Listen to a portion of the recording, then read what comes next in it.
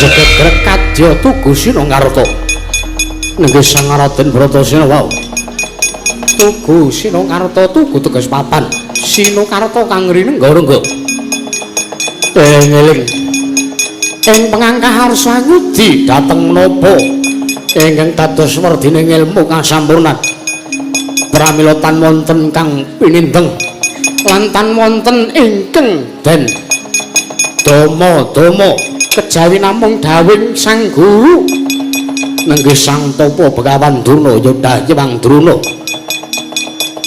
nalika semanten Sang Raden Bratasena wis prateng tepining Wanatik Brasara ing pangangkah arsa ngupadi wonten pundi drunging Guwa Simangling eling-eling wonten madaning negaring Brasara utawi Wanatri Basara wonten wujuding gunung ingkang tuhu gedhe pangaribawane ingkang awasta Gunung Candramukha saking katebian den dulu dening Sang Raden Bratasena wujuding Gunung Candramukha katon Prabawa ingkang angker sangar lan damel giris titah ingkang keduka sakmangke mlebet wonten ing wewengkon Wanatri Basara eling-eling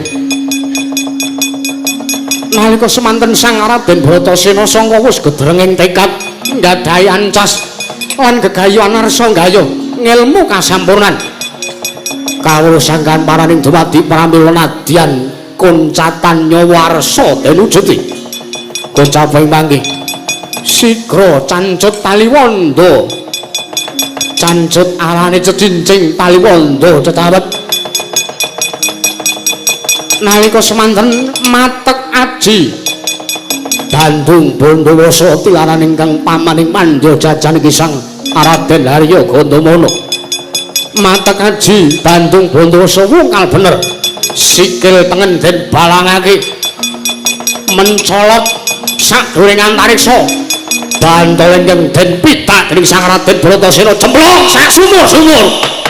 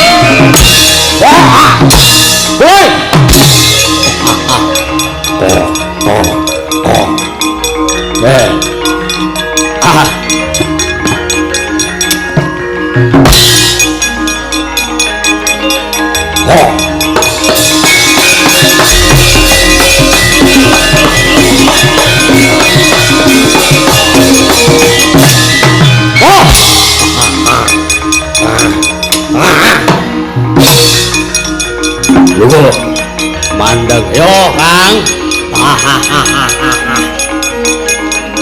Oh iya.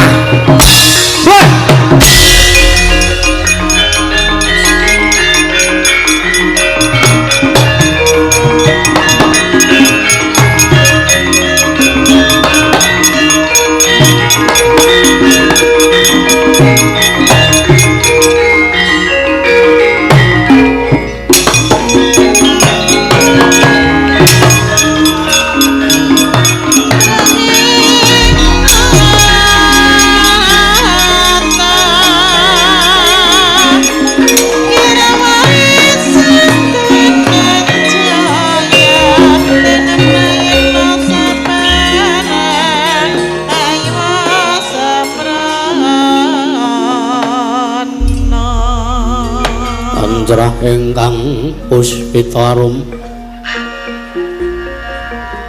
kasilireng samirana mrih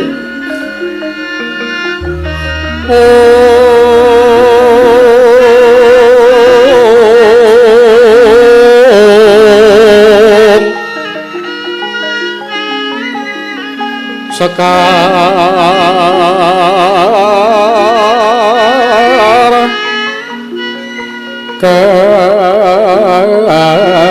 kadung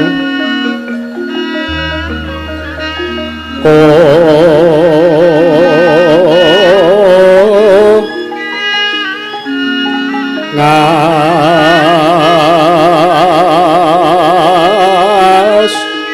kandhana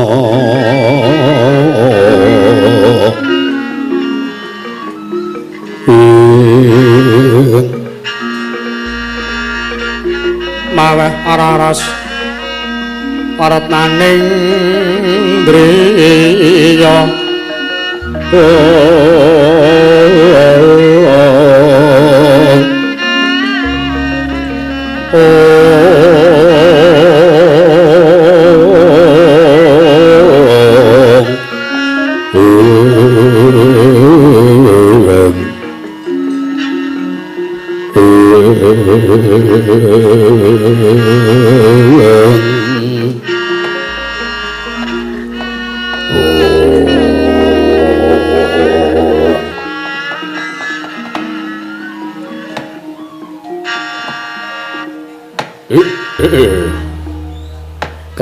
kece wali kece sadat setan wali kobra Yayi Rukmakala aja kaget ya Yayi adikku bocah bagus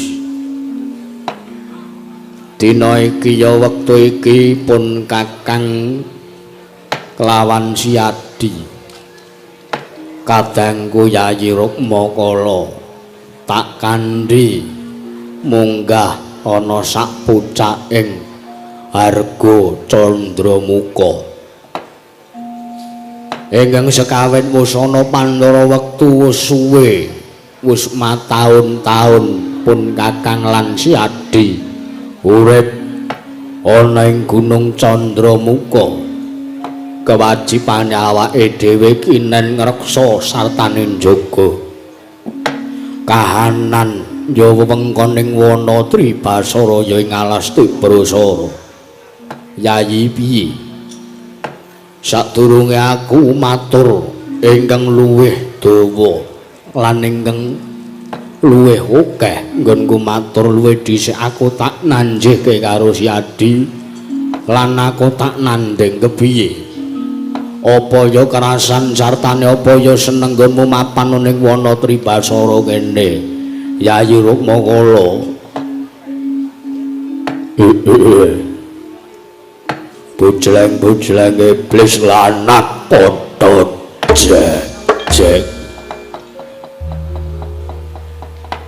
Kakang Rukmuka satemene yen to Kakang Rukmuka nanjih karo aku bab perkara seneng apa ora ya kuwi anggon awake dhewe mapan ana kene Kakang minangka wujuding yaksa aku banget nggonku nrimo kahanan iki jernyatane alas Tribasara kuwi alas ingkang wingit kepati gawat kliwat satru mara satru mati jalma mara mesti keplayu merga sangka wedi marang perbawaning Wanatrik Tribasara nanging ngerti ya Kakang angger lan gawating Wanatrik Tribasara iki ora kok merga akeh demite ya pancen bener demit-demit bangsa alus bangsa kajiman prajineman isih akeh ingkang mapan ning alas kene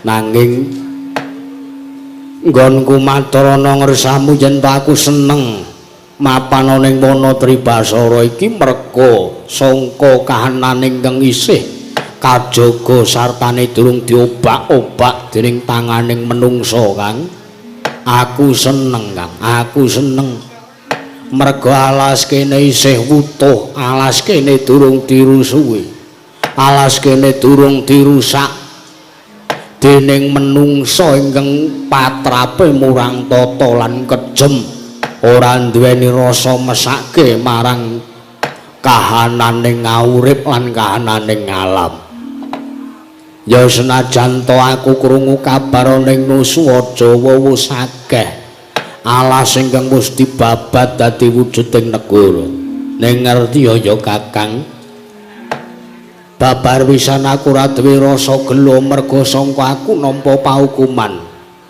aku kudu mapan ning Wanatrik Tribasara ya mong Kang wis ana telung candra iki aku ngrasake kok kaya-kaya pangane awake dhewe kaya-kaya disumpet dalane lire piye aku matur ngono yen to adat sabene pendak-pendak awake dhewe tangi turu metu saka kahanan Guwa Simangleng mesti kahanan ngarep guwa mesti wis cemepak wujuding sato kewan mbuh kidang mbuh menjangan mbuh kancil kebu banteng lan sak panunggalane ya mung wektu dina iki kok ana telung candra tak rasake rejeki lan pangane awake dhewe kaya-kaya ana ingkang mambengi Kakang. Ora. Yayi Rukmakala apa Kakang Rukmuka? Ngerti ya. Yektine nggonku nglumpukke kowe tak caketake kananmu ana ing sapucahing harga Candramuka iki aku mung arep ngrembug perkara kuwi.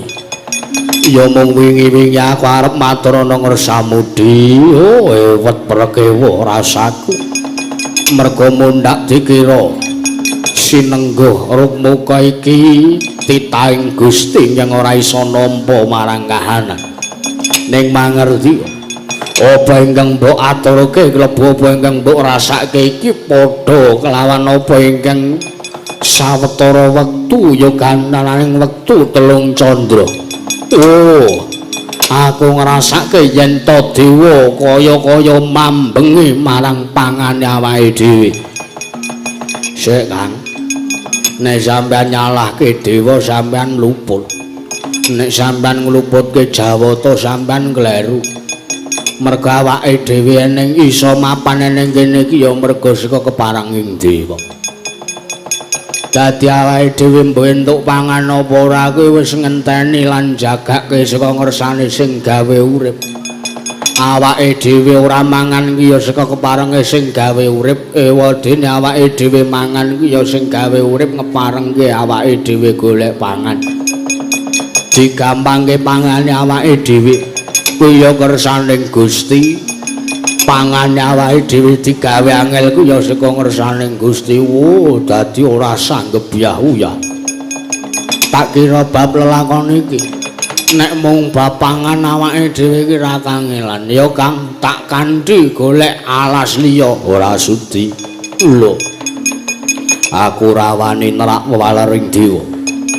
amarga awake dhewe dipapan kene ngalas kene mung nampa dawing Jawata.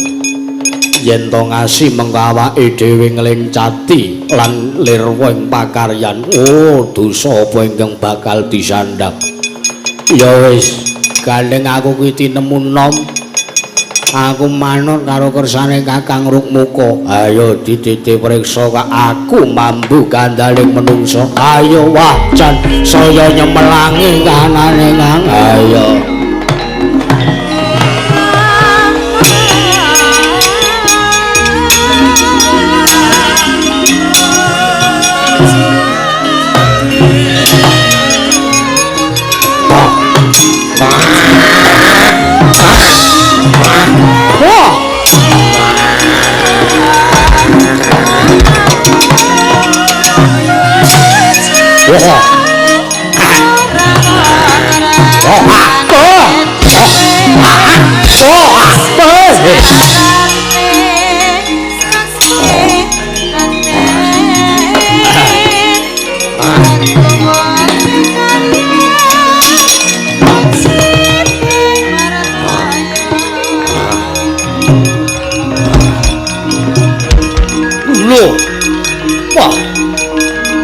Ora ngerti mobil kae.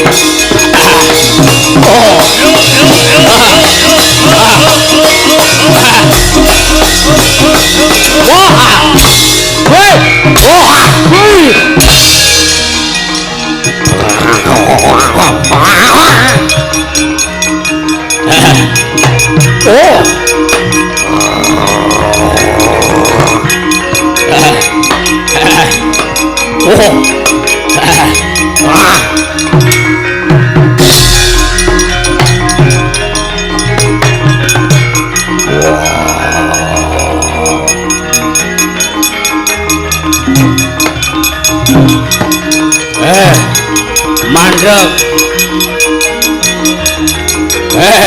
Mandek.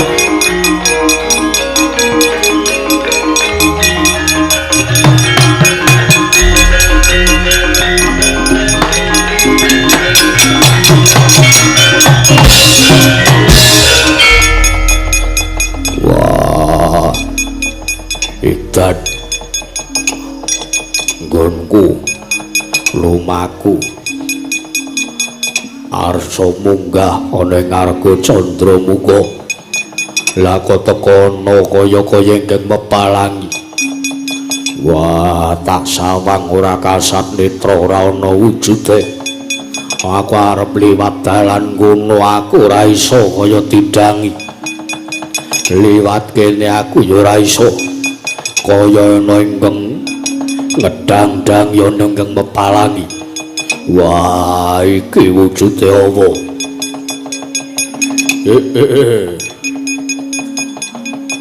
Bujleng-bujleng iblis lanang padha jek-jekan. Oh, lah kok dadi ana satriya mulang sarak iki, Kang? Ha iya, Yayi. Satriya Pideksa. Mlebu wewengkon Wanatri Basara. Wah. Saya ling aneh-aneh.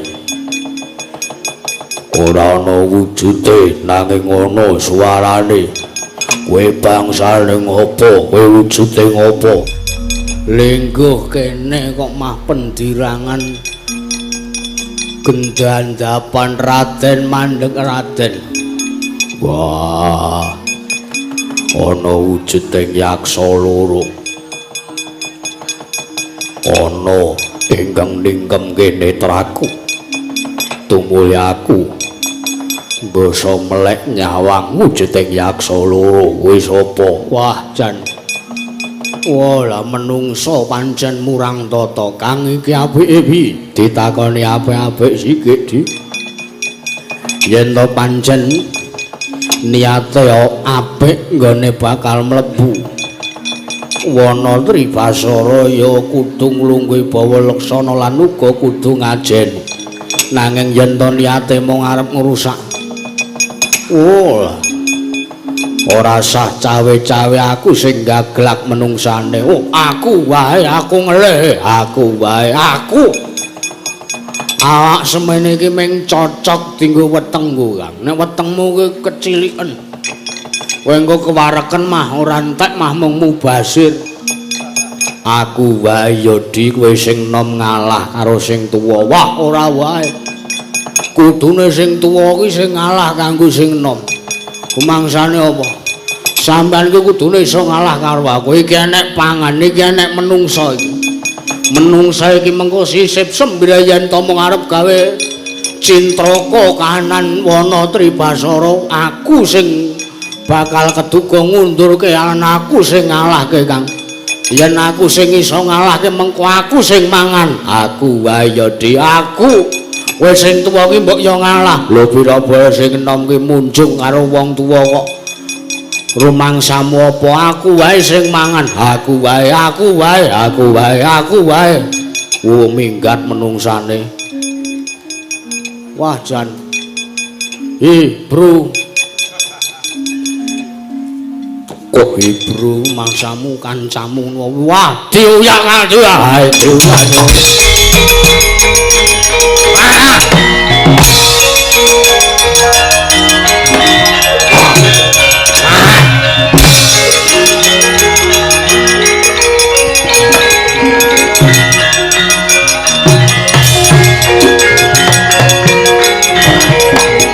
mandek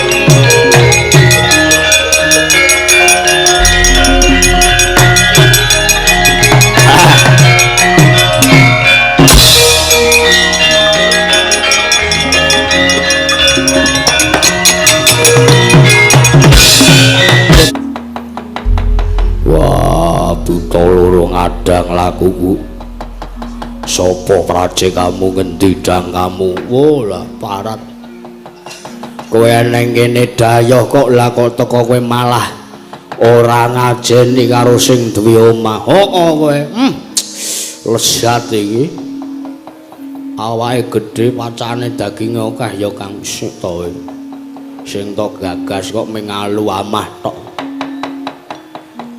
kira-kira iki nek kon nabuh peking ngono ra wangun ya Kang ya ora wae ayo wis bener saleh nggon bedhug ngono kuwi wangun ya Kang ya wangun wah ket mau tak takoni ora bloko mah ming tememeng dhewe-dhewe takon karo aku sih takon karo aku Raden ya iki ingkang tunggu Alasti Prasara kene aranku Ditya Kala Rukmuka wah kowe Ditya Kala Rukmuka iya sing mburi sapa aku Ditya Kala Rukmakala Kakang Adi kembar kemanukan kemanikan ora balik takon karo kowe kekasihmu sapa Raden yen to kowe durung tepung karo aku ya iki satren bukir tawu ya aku Raden Bratasena panenggahing Pandhawa lho sapa Bratasena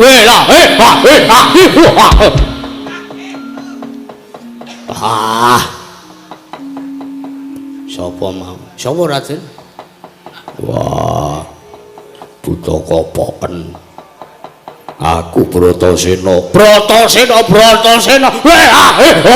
ayune tumpu undung nyong tandung tumplek dasar ayu lencer kutik ndro tandung Buta kentir. Wah, aku wis ngelih tenan aku. Aku nek ngelih Jan nang pikiran semrawut Kang. Kowe Raden Bratasena. Yo. Duwe karep apa kowe nyemplung wana Tribasara munggah ing Gunung Candramuka. Golek ana ngendi? Dununge Kayugung Susih Angin. Kakinarya jangkeping syarat srana nggonku ngupadi kawruh kasampurnan ngelmu sangkan paraning dumadi. Wah, Rumuka gandeng kowe ingkang mapan lan kowe ingkang tunggu alas kene. Mbok menawa kowe mangerteni ana ngendi dununge Kayugung Susih Angin. Ala parat lakon teko jebul Raden Bratasena ngupadi Kayugung Susih Angin Kang. Lah iya. Monggo Kayugung Susih Angin kuwi pusakane awake dhewe. Lah iya wah dah.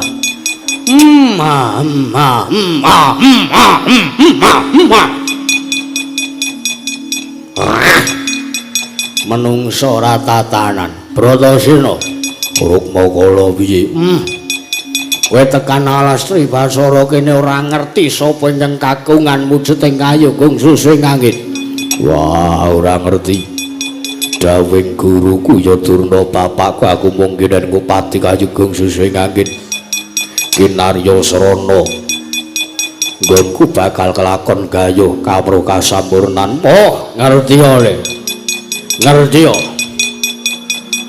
Gurumu dawuh karo kowe yen to Kayugung Susih Angin mapane ning jero Guwa Simangleng. Ya ora.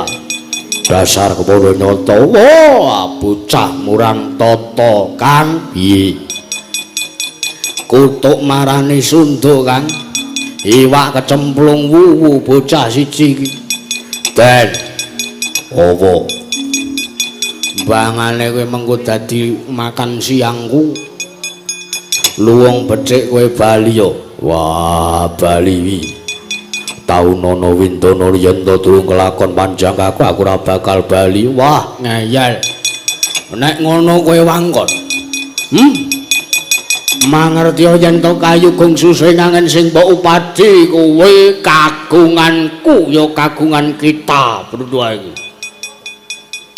Yen to kowe pancen arep mboyong arep nggawa wujuding Kayugung Susih Angin, langkana kandhane kakangku. Oh, bocah kisruh. Nglangkai kok nglangkai kandhane kakange. Pusakane ngene ta awake dhewe wong loro. Ha iya ning rak ya ora kaya ngono. Ora kena.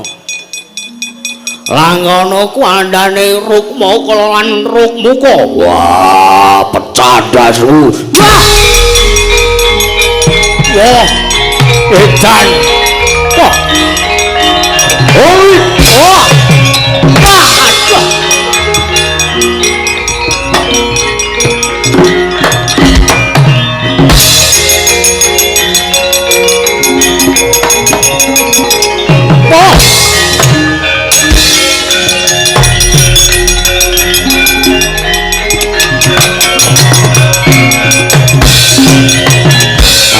Bocah keparat murang tata yayi opo?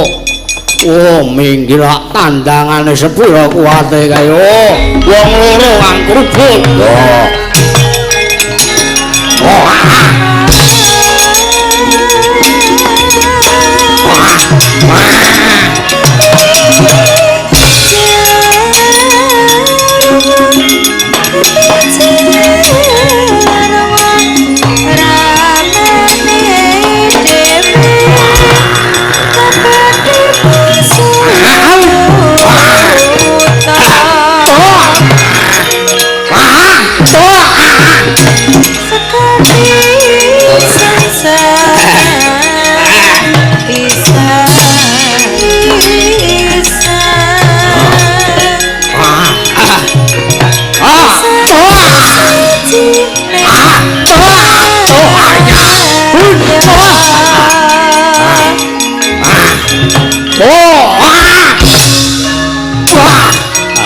Mati kowe. Ayo sambat to.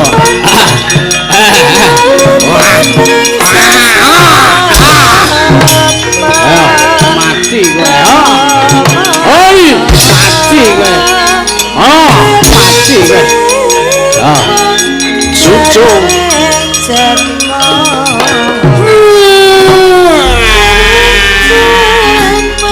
Apa teh?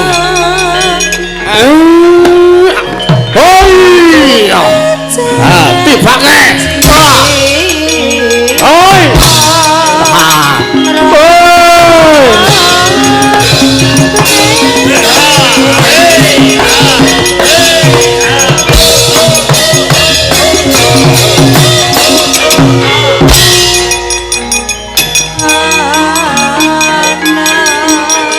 Aku kok kene.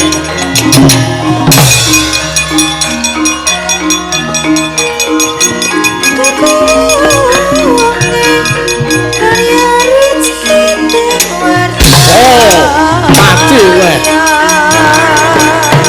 Oi, wah. Sambat kowe.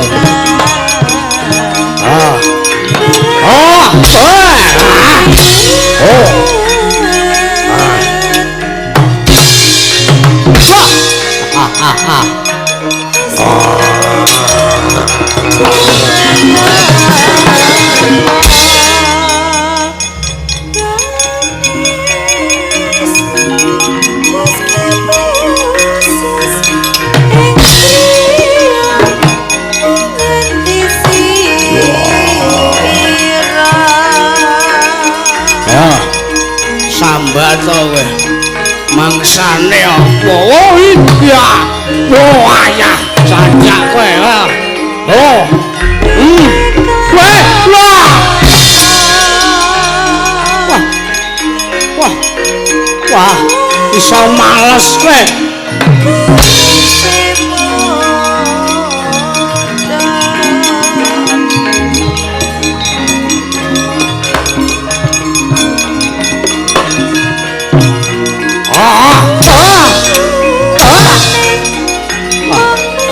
Mati ya. Cengelmu kaya atase ngeco kowe.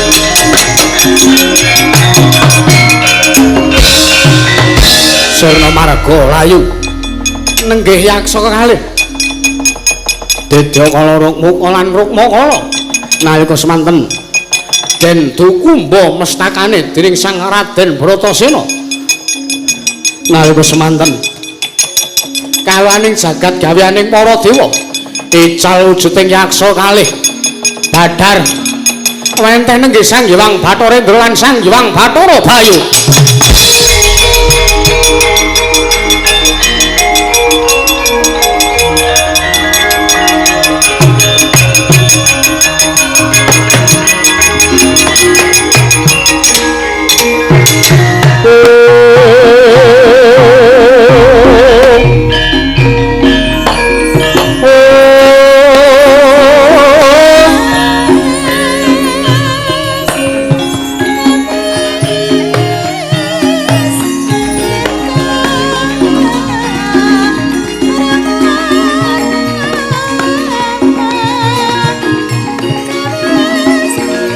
Sarata pawonuting ranung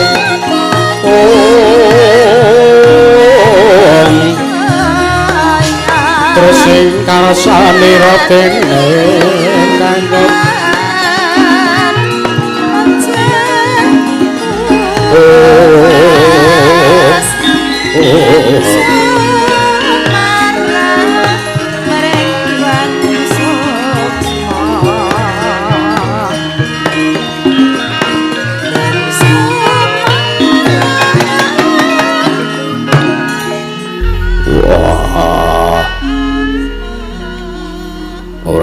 babar pisan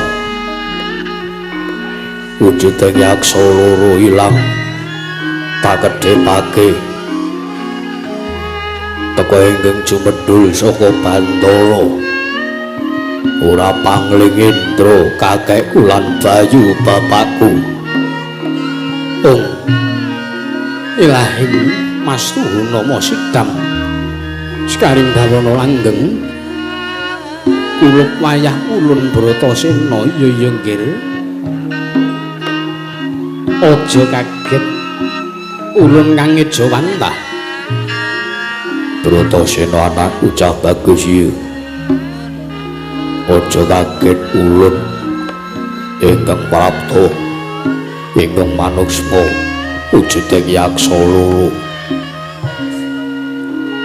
Indra kakekku lan Bayu bapakku yo ora dadake kaget rasane atine Bratasena malah gawe lega rasane atiku jebul temune yaksa ingkang tak kira bakal mepalangi karepanku tuhu nyata bakal sabyantu marang lekasku yen ngono aku ngaturke basaku katulung yo Bratasena ulun tampa yo Bratasena tak tampa mangerti ya nggih Bratasena alamun ta jeneng kita kaget marang prapta ulun ingkang Ejawantah iki sumurupa nggih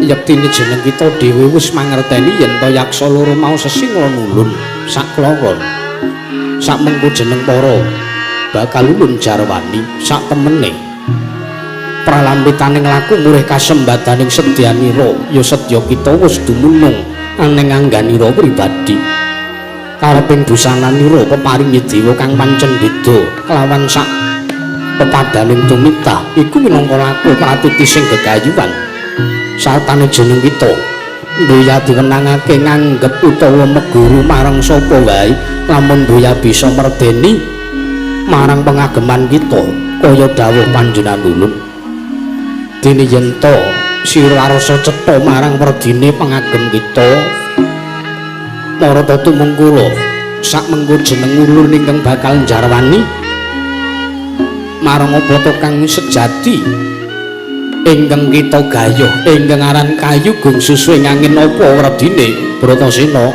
yo yen ngono aku bakal ngaklungake jangka nulingake karma mastuti dawuh Indra kakekku ya marana diake Rama sakwetara nggih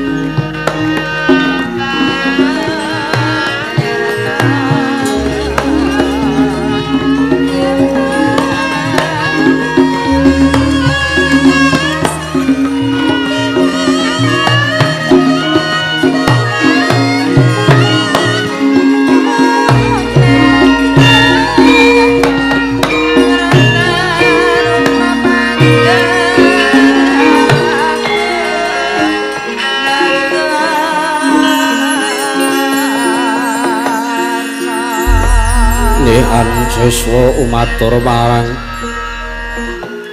mangerti ya nggih kula Bratasena sayekti sak pungkur kita nggon mububar sowan ning pertapan Sukapanca yektine Begawan Durna nampa pisuwane Ratu Ngastina kang aran Prabu Duryudana ingkang nanjake babagan pakaryane Begawan Durna ingkang sajak bakal lirwa ing kewajiban lirwa kewajiban kepiye Indra kakekku coba to Durna kuwi rak nujung negara Ngastina nanging malah sak mengko renteng-renteng runtungan gandeng marang putuku Bratasena panenggak kang kahanan kang kaya mangkono kuwi mesti gawe runtik sartane gawe merine atine Ratu Ngastina Prabu Duryudana. Mangerti ya. Ingkang sekawit Durna nampa ya kuwi pangreka daya saka Patih Sengguni ingkang njaluk supaya sakmengko jeneng kita digawe ringkih. Murih bisa nyirnake marang kadangmu Pandhawa 5 cacahe. Wekasan Begawan Durna kaya-kaya gawe pawadan njlomprongke marang putuku si Bratasena supaya ngupadyana ngendi dununging kayugung susuwing angin. Mangerti ya. Durna ngandhake perkara kayugung susuwing angin marang Kurawa kuwi mung ngayawara. Nanging sumurupa yen sejati kayugung susuwing angin kuwi mboya kok ngayawara nanging pancen nyata apa anane lan kayugung susuwing angin kuwi ana ning alam donya iki. Yen pancen kayugung susuwing angin ana wujude, wah banjur ana ngendi lan apa pituwane?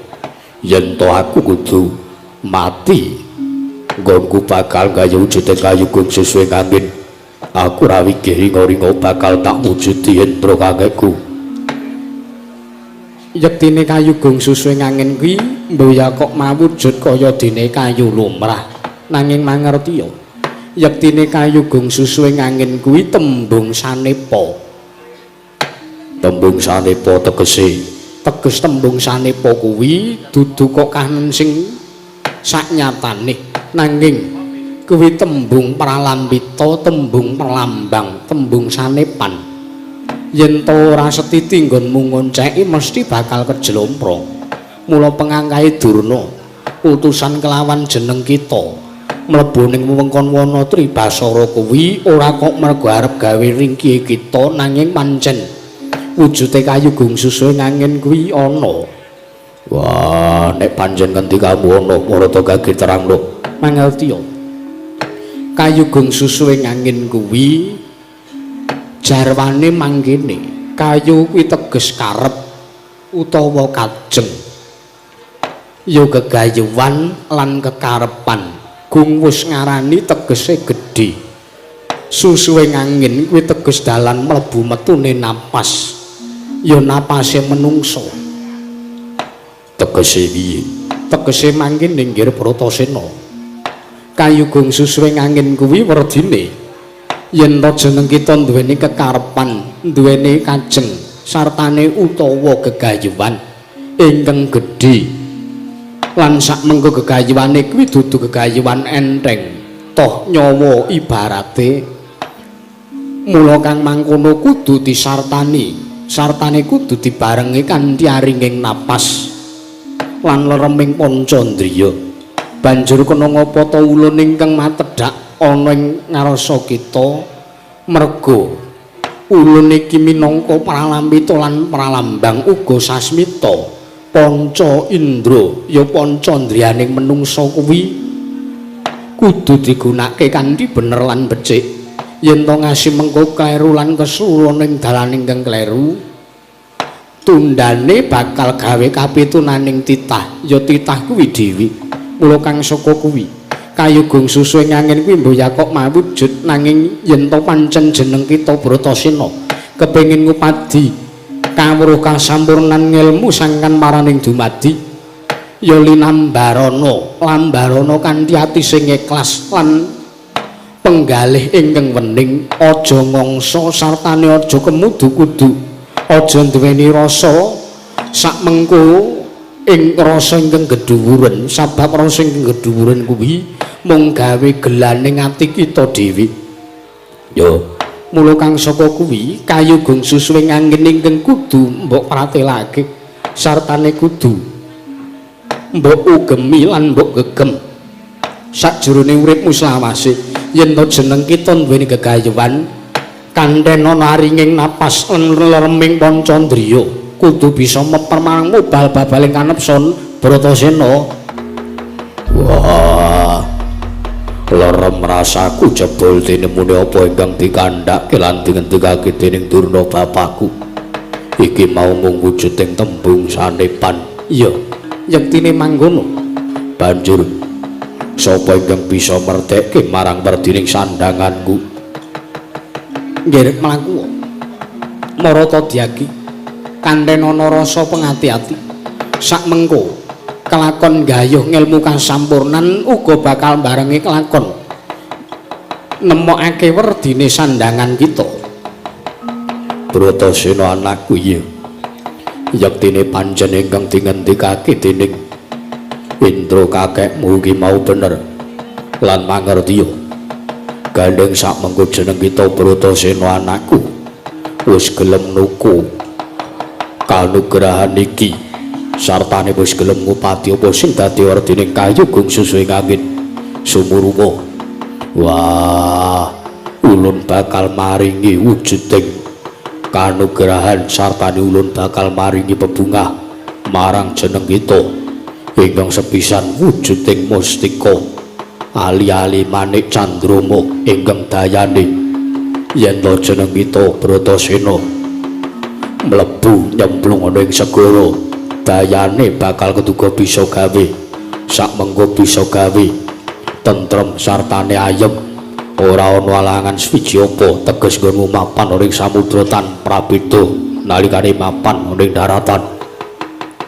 Ping pindhone ulun bakal paring wujuding pengagem ya peranganing sandangan kita jeneng kita bakal ulun paringi wujude gelung kang aran Gelung Minangkara. Kejaba saka iku nggih jeneng kita bakal ulun maringi pusaka asma tetengering kenginggal ya kuwi kekasihmu ya jenengmu ya pusaka asmamu ingkang sak iki ora ana kejaba mung ya kuwi Raden Werkudara ya Abiseka Werkudara.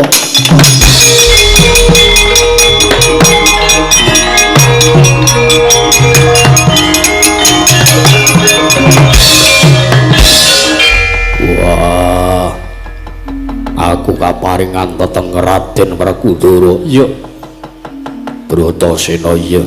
Ya wis, apa sing dadi dawuh Indra kakekku lan Bayu bapakku aku mung nyendikani. Marata Dyagi ulun kandi ana ing kono ana wujuding sendangger. Ulun bakal maringi wujuding pusaka kang aran Gelung Minangkara dene Pandhit Candrama. Yo Bayu bapakku kadherake.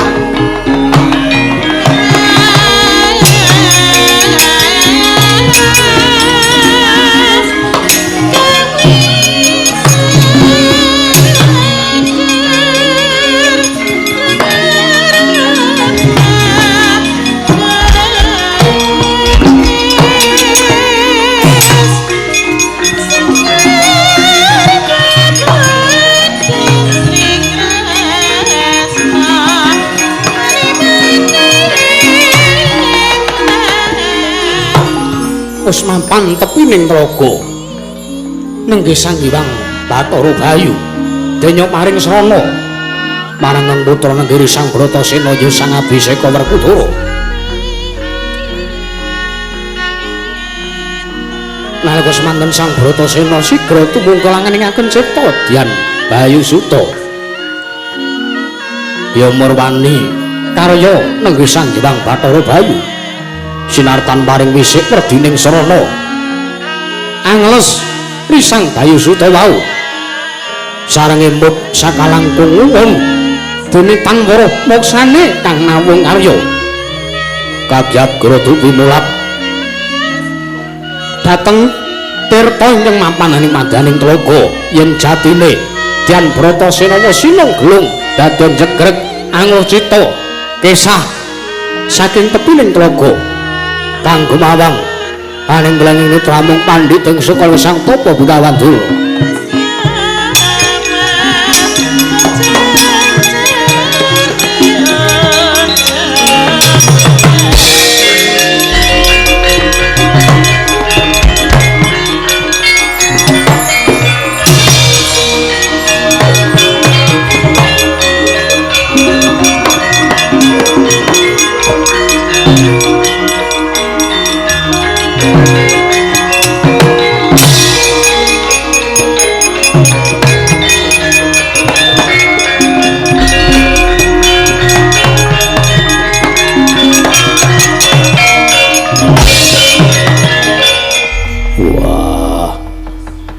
maturke panuwun ngersane bayu bapakku Bratasena ya wis mangkono wae ulun rasa mung cukup semene pitungkas ulun nggih sapungkure iki ulun dawuh kelawan jeneng kita Bratasena sak mengko kinen sowan bali ing pertapan Sukalima aturna marang apa ingkang wis ulun jarwani yo mung estoke dawuh Indra kakekku prastawa dawuh Indra kakekku lan bayu bapakku ndereke jengkar tindak munggon kundur makayangan iya ulun kundur makayangan nggih ulun jaluk pamit hati-hati Indra lan bayu bapakku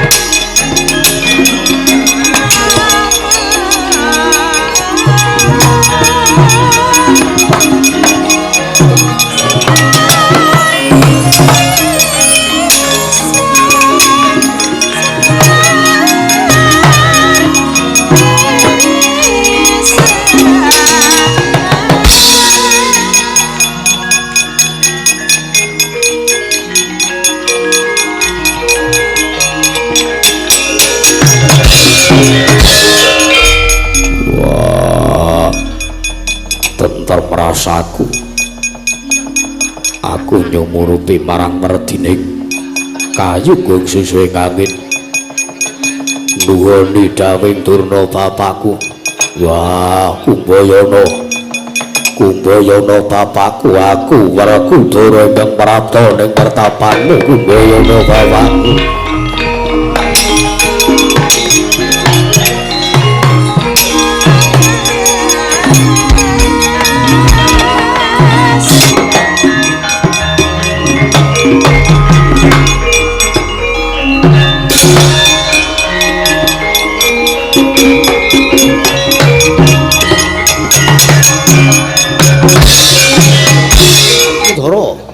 Werkudara siadi yen to tak penggak yen to pun kakang ora nglilani sartaipun kakang ora nayogyani ya aja budal jernyatane ibumu ya Bibi Kundi ya ibu Kundi wae ora mengestoni yen to kowe nyemplung segara monggo nggonmu nyemplung segara mung ngupadi kan apa sing mbok gayuh ngaran wahyu kas utawa ngilmu kasampurnan ya kawruh sangkan paraning dumadi Werkudara ananipun kakang menggak nduwa karepane Yayi Werkudara kuwi merga pun kakang tresna kelawan siadi ngeman kelawan Werkudara wah digondelono dikaya ngapa taunono windonono yen durung kelakon panjangane Werkudara sengara aku mundur saka keguntur mendho saka pangrerempa kakang Mas mbok klaturinge man dhateng para kadang Pandhawa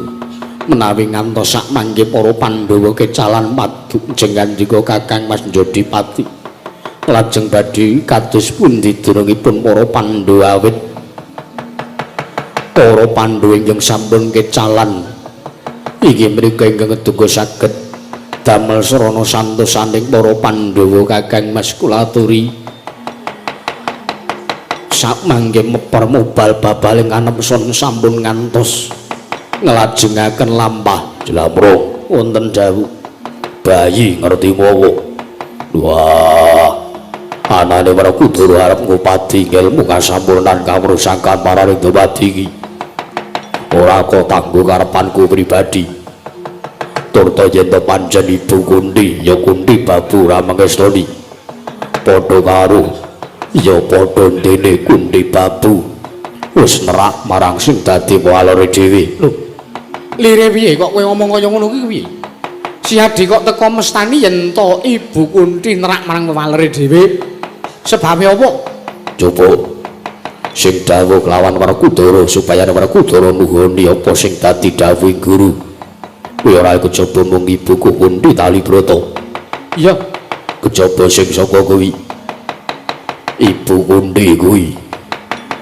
mangestoni nalika semono nalikane aku arep sowan ning pertapan Sukalima aku dadi sesmaning Durna bapakku ibu Kundi mangestoni nanging kena ngopo bareng saiki aku arep gayuh sampurnaning urip lan sampurnaning pati ya kasampurnan kawruh sangkan paraning dumadi kuwi apa aku durung mangerteni bab ilmu kuwi Lah kok teko karepanku malah dituwuh.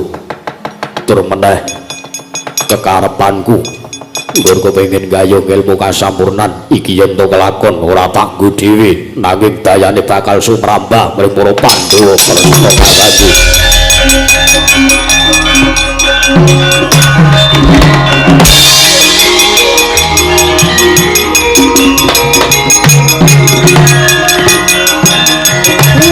Sing saleh Ndara, sing saleh.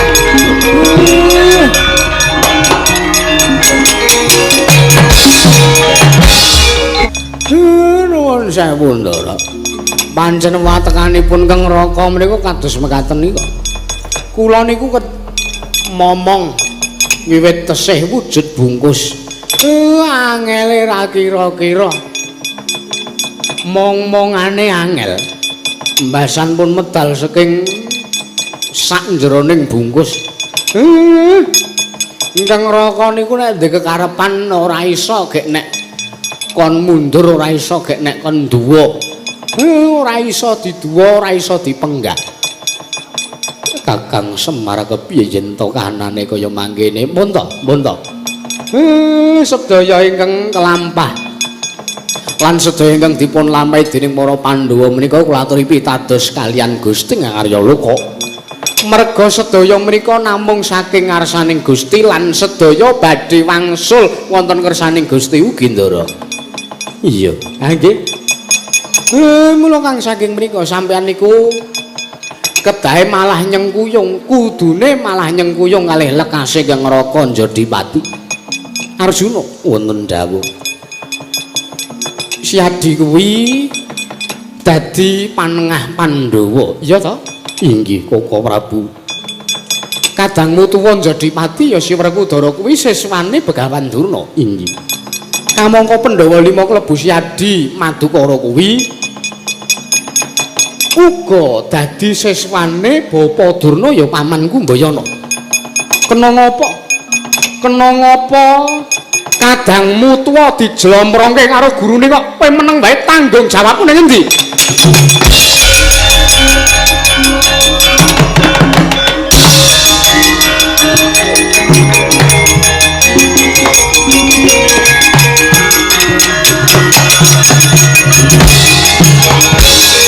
Mengkerian. Niki kok malah kahanane saya ruwet, saya mbulet, saya until kahanane. Lire piye Kakang? Mengkerian. Ndara Werkudara sing adreng merguguk ngutha waton. Mboten kenging dipenggak, mboten kenging diduwa. Mengke pun nekat budal. Iya. Sakniki mun arep nyemplung segara. Monggo wau pun dielingke kalih ingkang ibu inggih menika pun Ndara Gusti Ayu Kunti. Bilih nek ibu mboten mengestoni nggih anak mboten kena mangkat. Iya Kakang pancen bener. Lah nggih. Ning mengke riyen Ndara Janaka niku nek pun kebrongot, nuwun sewu. Ha mbok paribasan dewa medhun Ndara Janaka ora wedi. Sebabe, mboten kok sebabe. Kula niku momong Ndara Janaka niku pun kecilik kedereng lair pun kula omong. Ngoten. Momong Ndara Janaka niku ketesih wujud cetul pun kula omong. Dadi kula ngerti watak wantun pambegane Ndara Janaka. Ngoten. Ingkang rayi Madukara niku nek pun kebrongot atine pun kobong. Mobal babaling kanem sun punis pun mboten iso dipambeki. Nek mengkene enten napa-napane, kula ora melu-melu. Aku sing tanggung perkarane Kakang.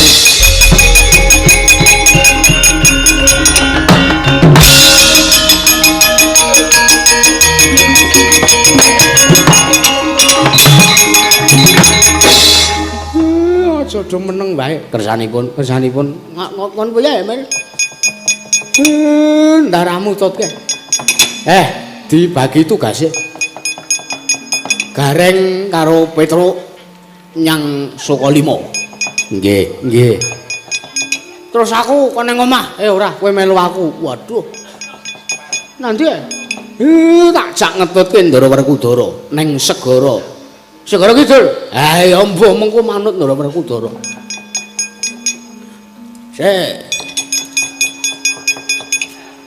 ngendi dhuwitku mah. Aku nek ora sanggup ngudit ki mah wis arep ngidul kok. Yo budal. Brengkut nggawani tas ngiwonengen. Dit. Nak ngopo ya kong sanggup ngudit barang. Segara kidul e. Krakal apa parkus? Wis. Mengko manut Ndara Werkudara. Ya.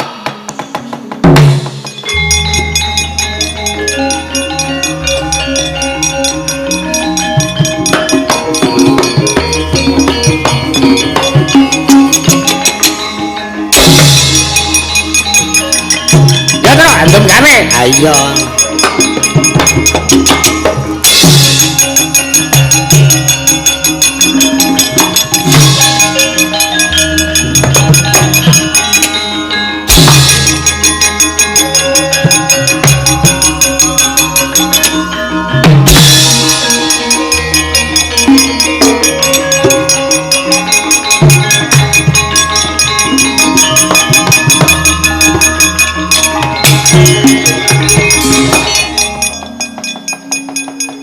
Iki segara ingkang tahu pati ingkang aran segara Minangkalbu.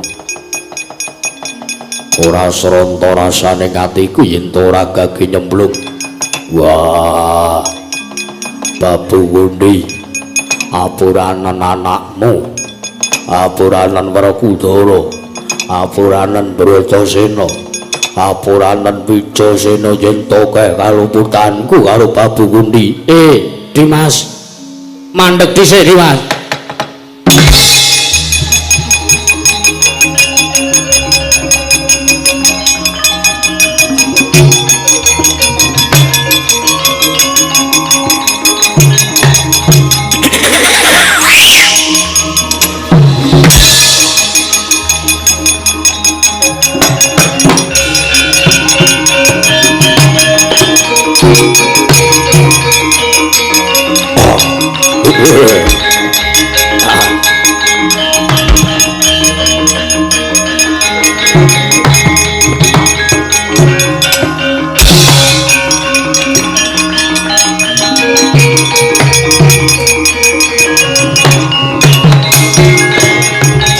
Yayi Werkudara, Yayi Bratasena, Senggana kakangku ya Anuman ya Mayanggara. Wah, nduwa karepanku. Kok sik ora kok pun kakang arep nduwa. Nanging pun kakang ing kendali sada sartane kadangmu. Jajak Werka iki mung arep ngelingke kelawan Yayi Bratasena. Iya, Dimas. Adiku aku ngeman karo sira di mumpung durung kebajet luwung baya wurung napa kang dadi panjang kamu mau ora ngono kok. Lah piye Bratasena apa aja kaget aku sing mrepeki kelawan kowe. Aku mau ngarep ngelingke nggih iki segara dudu kok papan ingkang lumrah. Kowe kuwi ora betah mapan ning jero banyu kok tuk arep nyemplung ning jero banyu. Pun Kakang wae sing kulino penekan turut ngwit saiki jeleh penekan turut ngwit. Genti penekan turut tower aku saiki. Wah kok mana ora. Mongane celemongan kene ora munyuk putih. Ya arep duwe karo-karepanku. Wah, taun nono winda nono cento durung nguncat nyawari Werkudara, durung mandeg nggonku ngupati. Ngelmu kasampurnan. Nek ngono si Adi nekat tenan, nekat. Nek ngono si Adi ora kena tak kandhani, ora kena. Wis sapa arep ngandhani karo Werkudara? Werkudara sing duwe ya mung aku dhewe. Sing ngerti marang kananku ya mung aku dhewe. Ya tak pengestoni. Tak pengestoni. Manggato tak pengestoni Yayi manggato wingira.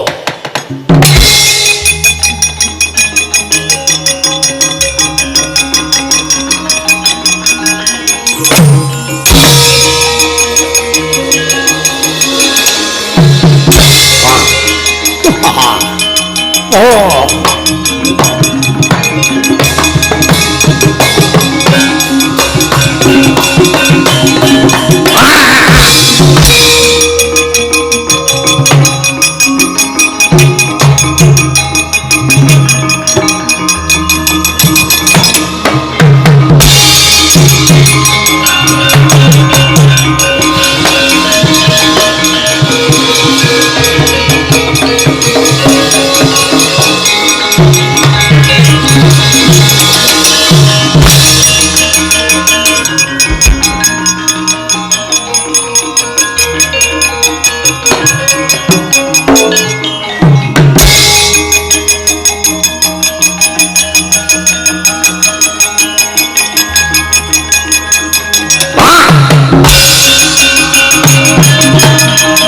Jeng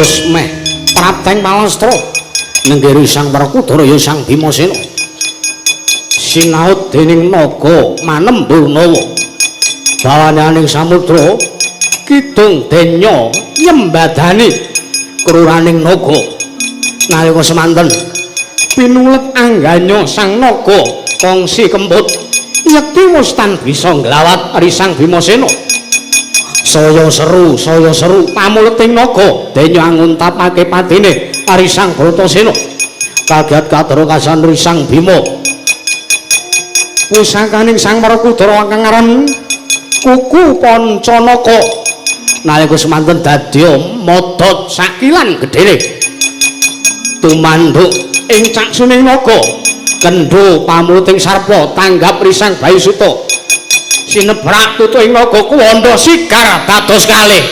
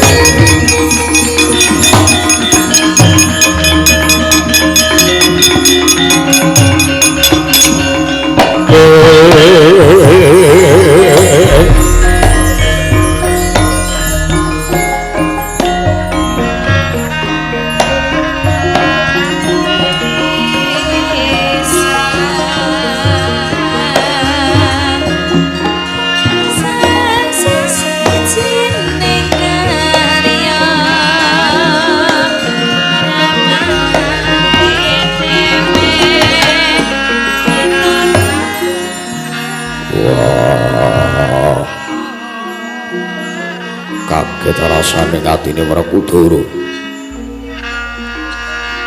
naga sirna ilang kuwandane tak gedhewake teka sapengko aku ora eling papan dunungku ana mendi lah kok teko aku ketemu karo wujuding bocah bajak nanging aneh sunare anelai nyuremke soroti Sang Hyang Pratanggapati nganti kaya golek kencana. Wah, sapa kowe? Lah kok teko dadi perbawamu begirisi gawe giris atine Werkudara. Oh, Mas Trama sidam sikaring bawana langgeng. Kula Bratasena. Ya Werkudara. Mestine jeneng kita durung sumurut marang panjenengan ulun nggih. Lamun jeneng kita arsa mangerteni ya ulun iki sejatine kang ngasta wiwara gegayuhan kita.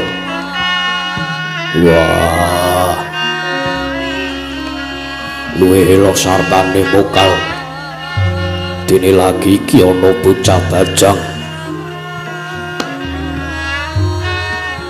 Teko ucape gawe tatu atine Werkudara kaya paran aku iso percaya karo kowe ning atase kowe mung bocah cilik lah kok teko ngaku sartane ora tata krama karo aku sing luwih gerak. Mengko dhisik ulun rak wis paring dawuh yen to ulun iki dewa ingkang momong lawan jagat kita. Bratasena, yen to jeneng kita nanjihke lawan panjenengan ulun iki sapa? Ya iki ingkang purba kayuwanan kita ya ulun Sang Hyang Bathara Ruci. Apa buktine yen to kowe ngaku ingkang asta wiwaraning Bratasena? Wis padakno epek-epek ulun kang minangka tandha yekti sapa ta sejati panjenengan ulun.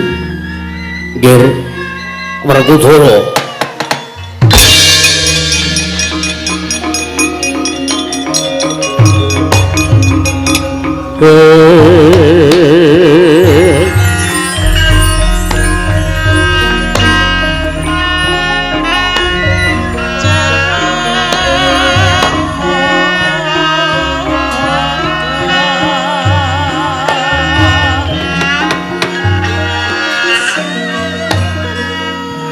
Sawulet pataturipun ingkang abdi pun Werkudara kula nyuwun pangapunten pukulun teka boten winten babar pisan kula malah saged pinanggih lawan Paduka Sang Ruci Bathara.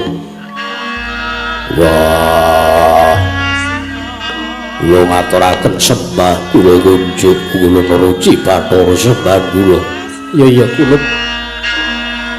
ulun tampa nadyan panjenengan ulun wis datang kasamaran marang krenteking ati kita marata sak mengko manjinga ana ing guwa garba ulun ya ing kono dununging sedya kita.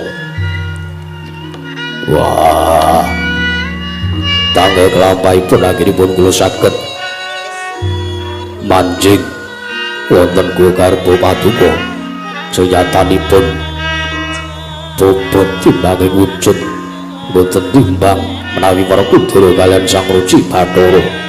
Bratasena wonten dawuh,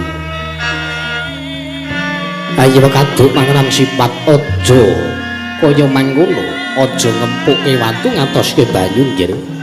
Aja kok jeneng kita nadyan jagat sak isine kanggo melar yekti kamot ana panjenengan ulun. Banjur jagat kelawan jeneng kita kuwi gedhe ndi coba mula tumrap jeneng kita kaya wis luput saka prabaning jagat. Marata ayo ulun kaya wis teka titi wanci sira nyumurupi gelaring jagat panjenengan ulun ngestaken dawuh ulun.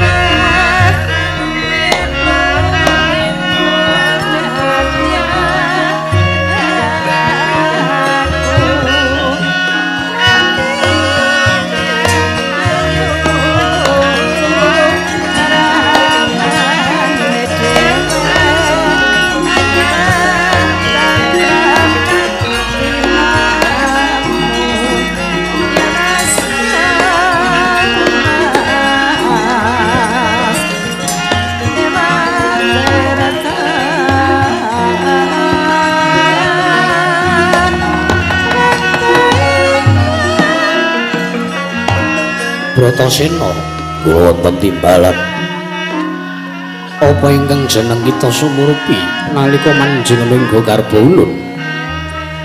Pukulun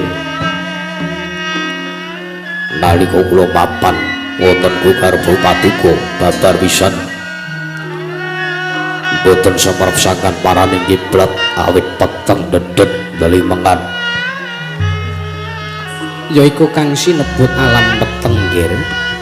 Apa ingkang kita sawang ingkang mbuyana cahya lan sangka peteng dedet limengan iku kengaran alam peteng. Alam peteng. Iya. Dene srana bisane padhang kudu percaya marang Kang Maha Wisesa sartane mituhu apa kang dadi perintahe. Banjur jeneng kita nyumurupi apa nalikane tingkem netra kita nalika mapan ana ing garba ulun. Nalika netranipun Kang Adipun Werkudara tingkep awit sangka bingung lan ajrih nyumurupi kawontenan ingkang peteng. Kula nyumurupi samudra gung kang tanpa winates, yaiku kengaran wahananing ati nggih. Sabanjure seneng kita nyumurupi apa maneh.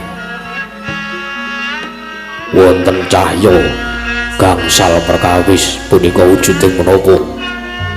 Yaiku kang sinebut Pancamaya. Wahananing jantung yaiku pangareping sarira. Dene kang urip werna papat kuwi werna abang, ireng, kuning lan putih. Kuwi mau minangka dadi durgamane lampus. Bisa patining menungsa ndoyan nunggal marang galbing midi. Dene seranane kudu laku tapa brata. Lajeng kula wau ugi nyumurupi cahya mulung werni ingkang manunggal dados sajuga punika punapa ulun?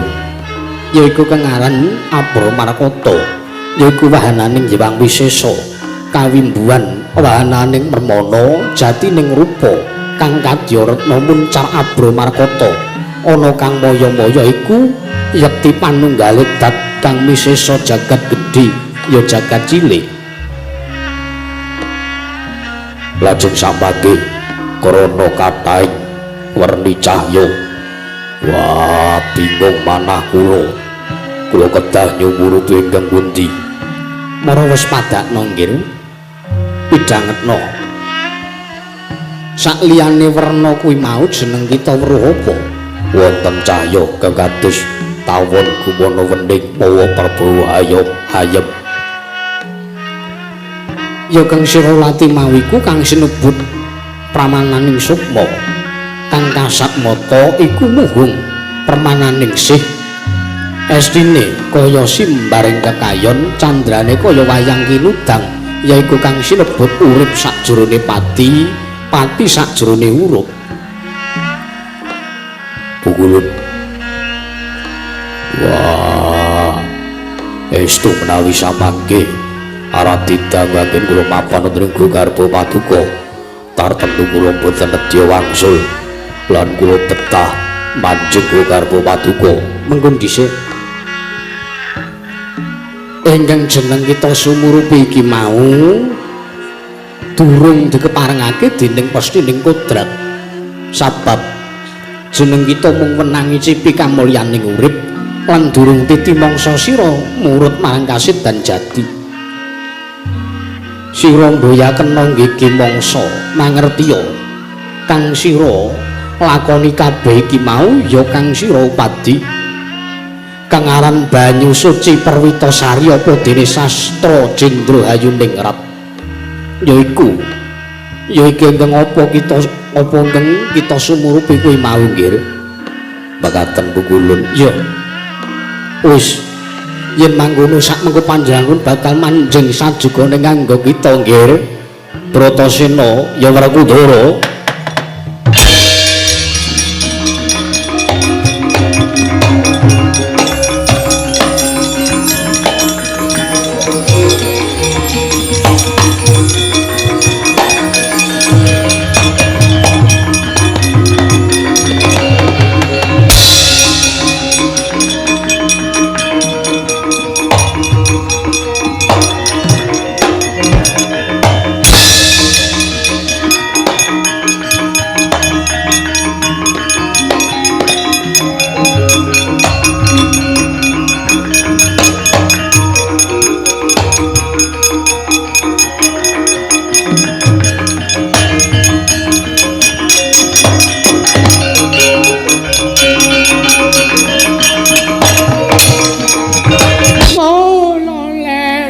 pentas waru gembal manyar-manyar. Yo neng dungkul ana alas dadi wana. Oh, ya dalah.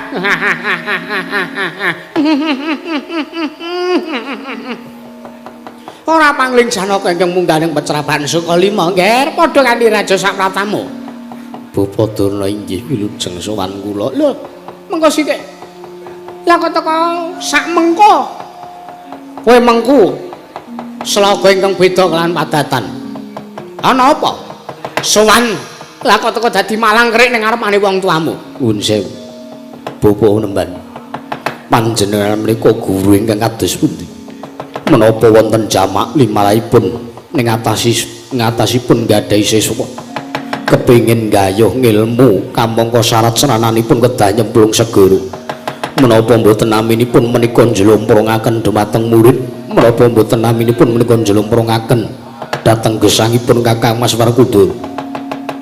Menawi ngantos sak mangke katiwasan lan katriwandan menawi Pandhawa kecalan dhateng Kakang Mas Bratasena nyawa paduka ingkang dados ijal. Oh, ngosek nggih, ngosek.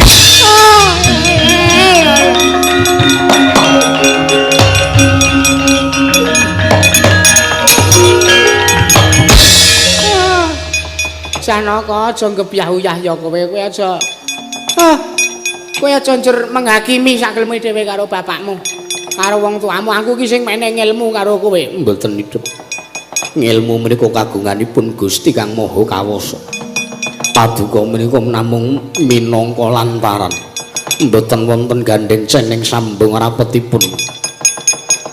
Kalian menapa ingkang dados ngilmu ingkang paduka paringaken. Terus karepmu piye? Sak menika ugi kula nyuwun paduka kedah tanggel jawab nanggel perkawisipun. Awit Kakang Mas sampun keduga nyemplung wonten madyaning samudra. Ayo. Tutna lakune bapakmu ing Sukalima. Yen ta iki mengko nganti surup Surya Werkudara durung jedul saka telenging samudra, aku tak golek dalaning mati. Monggo kula dherekaken. Ngono ora percaya karo aku iki.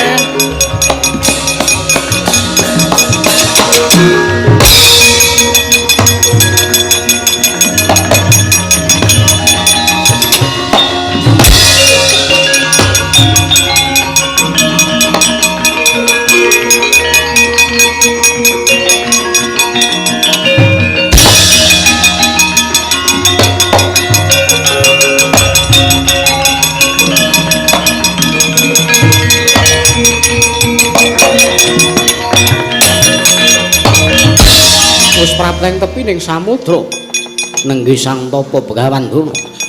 Nalika semanten mapan ing wanci enjing Sang Tapa Begawan Durna angrantu dumateng timbul ingkang putra nenggih panenggak Pandhawa Sang Raden Werkudara Raden Bratasena.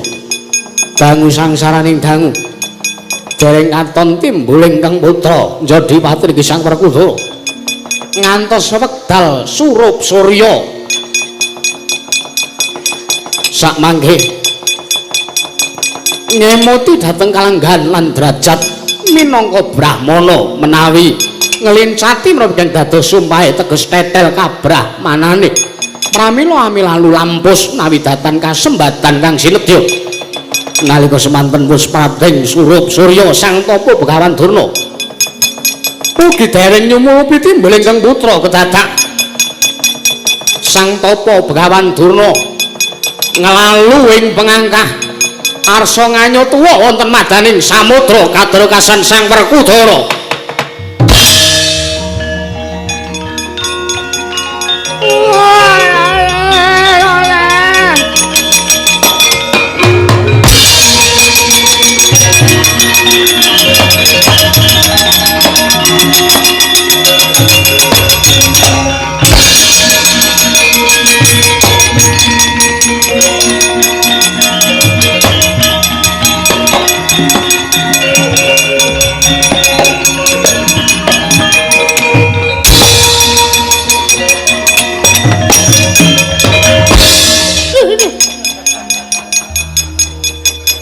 Wah, urang ajar. Ada wong tua semaput disambar. Endi ya? Biasane tetek nang nggon kloso-kloso ngene iki.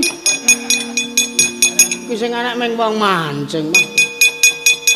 Ah, coba kono kanane mbok menawa.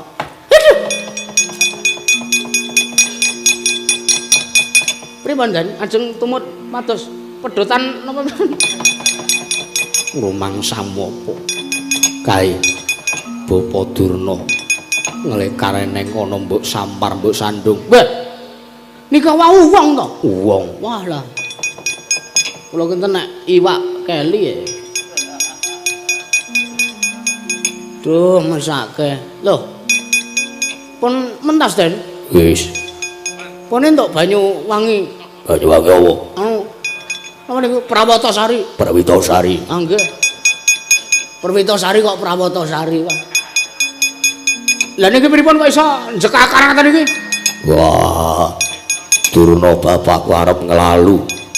Nyemplung segara nganti ora eling kaya ngono. Wah, jan wis iki perlu digecek diadane iki.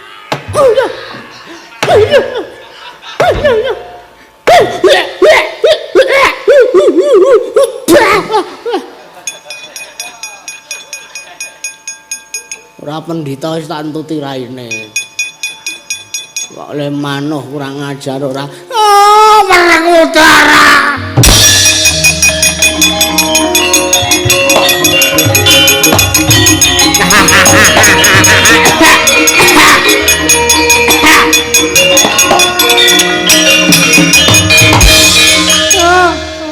Lole kentas waru gempel manyor-manyor cuk ning dungkul wana alas dadi wana. Oh, la calah. Durna bapakku. Piye? Wis kasembatan urung? Wis. Wis antuk banyu suci Prawitasari. Lan aku wis kepanggih lan ketemu marang Dewi kang ayomi marang jagatku ya bisa nyewang ruci Bathara. Bagus, bagus. Pinter kowe Werkudara. Ya, nek ngono seksenana nggih. Serana nggonmu bisa gayuh wahyu kasampurnan iki bakal dadi meneping rasa. Sartane kamulyanmu bakal pinardawa selawase urip, Nger. Yo.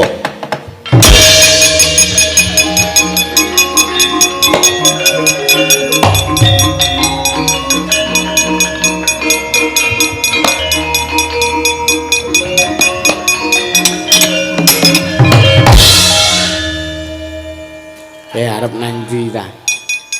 Rene jatahe sampean. Jatah napa? Dibeleh. Kok dibeleh pripun ta? Ah, kaya korban wae. Sampean mau pripun sumpahe? Emah Dik Patik, emah. Buruk sumpahe sampean pripun? Nek nganti Bratasena kelakon gayuh ngilmune sampean ijole nyawa sampean. Mah. Mriki, engko lho, penak-penak.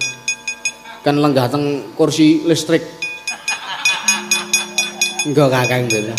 Mas Patih pilih tetel kabrahmanane napa pilih mati kepenak. Tetel Mbak wis. Pados solasi mengki ditemplekke mlenek nggih gampil. Mriki riyen to, mriki riyen.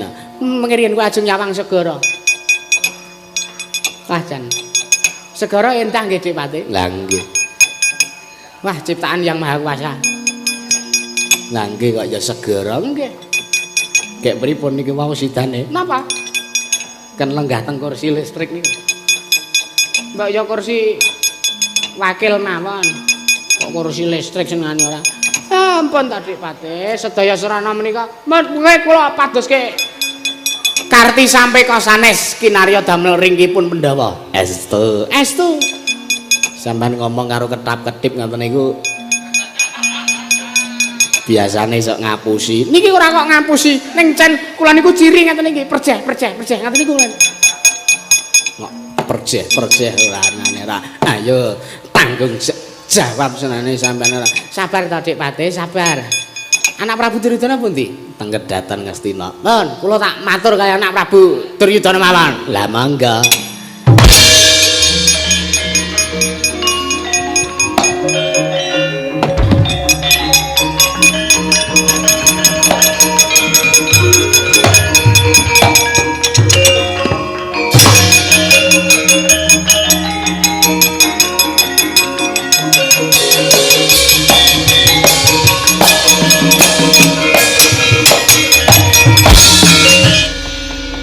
Semar. Kula sinuwun.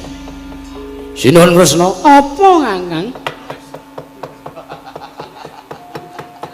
Lungang gadhong rumamet ambil gading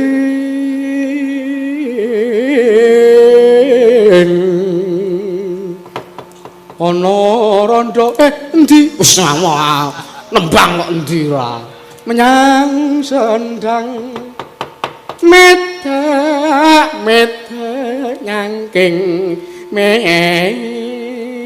mendong manuk podang kersa mah amen ning papa gedang nucuki waing kemundung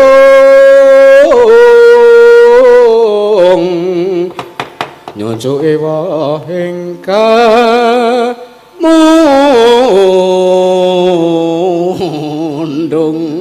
Yai Duda ngumbah sarung jagung kepleset kecemplung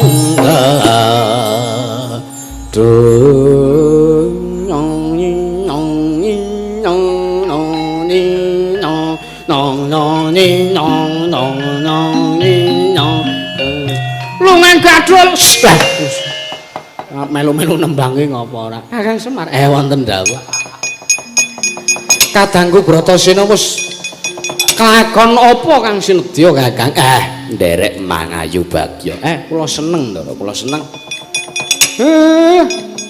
ingkang rayu Jodipati menika mpun mukti ning tesih kersa ngudi teges wis dadi lurah isih kersa sinau lan sinau jos teges sinau metani kahananing alam teges sinau ngapalke marang kahanane ya pambegane rakyat ingkang beda-beda saben wonge iya Kakang lho la iya iya usana panutupe ngatur mugia piyambakipun Bapak Muhammad Jatmika sageta istiqomah nggih ngemban kewajiban momong sangya para kawula wonten ing desa Tawang mriki mugi-mugi pinaringana gangsal lancar tebi saking rupeda cinaket ing kawidadalan kayiwanan warga ing desa Tawang sageta ngrembaka tetandurane didohke sekama mbuh tetanduran apa wae mbuh tetanduran tanen mbuh tetanduran pakarti sing prayoga sapa nandur bakal ngunduh iya Kakang iya Kakang menangi menamen mboten menapa menika naminipun pemimpin menika kedah ngginakaken ingkang satrepipun mengke menawi dadi pemimpin kok korupsi gedhe walate